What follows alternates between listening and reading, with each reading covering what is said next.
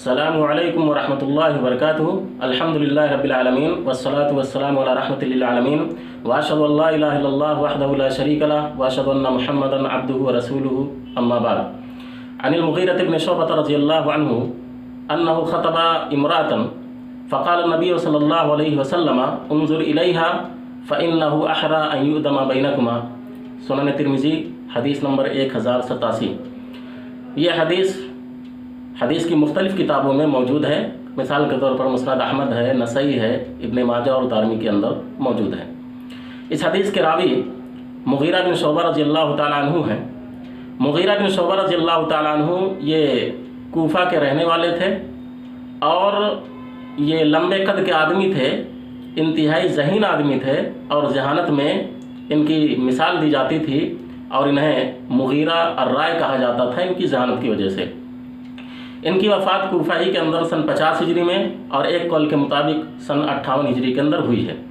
तो मुगीरा बिन शुअबह रज़ियल्लाहु ताला अन्हु इरशाद फरमाते हैं कि उन्होंने एक औरत को पैगाम निकाह दिया तो नबी सल्लल्लाहु अलैहि वसल्लम ने फरमाया कि उसको देख लो।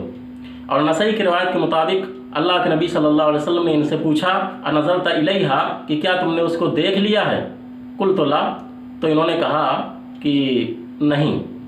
तो अल्लाह के रसूल सल्लल्लाहु अलैहि वसल्लम ने फरमाया फंजुर इलैहा फ़इन्नहु अहरा अन युदमा बैनकुमा। आपने फरमाया कि तो उसे देख लो क्योंकि ये इस बात के ज़्यादा लायक और मुनासिब है कि तुम दोनों के दरमियान महब्बत डाल दी जाए। इस हदीस से पता चला कि जब लड़का मंगेतर को देख ले एक नज़र तो इसकी वजह से जब रिश्ता मुकम्मल होता है तो ऐसी सूरत में मियाँ बीवी के दरमियान महब्बत ज़्यादा होती है।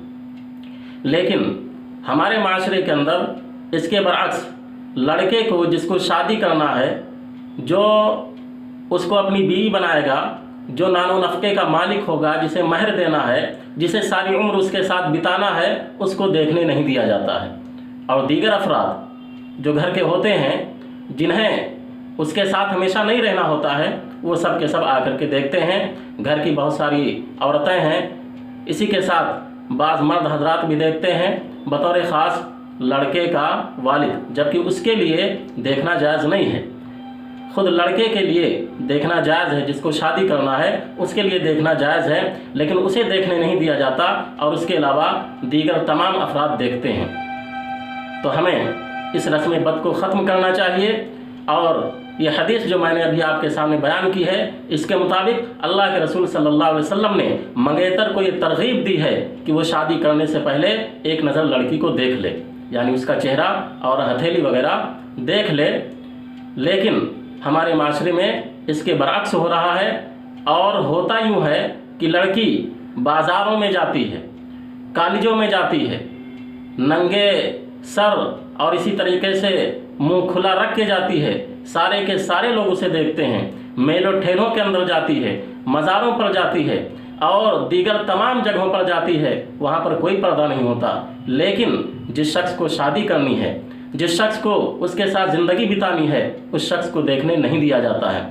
बसा औकात तो ऐसे वाक़यात भी सुनने में आए हैं कि इसी वजह से, सिर्फ देखने न देने की वजह से रिश्ता तक नहीं हो पाता है। यानी इस कदर लोग सख्त हो जाते हैं कि भले से रिश्ता ना हो, रिश्ता कट जाए, लेकिन वो लड़के को देखने नहीं देते। मेरे भाइयों, ये जाहिलियत की बातें हैं।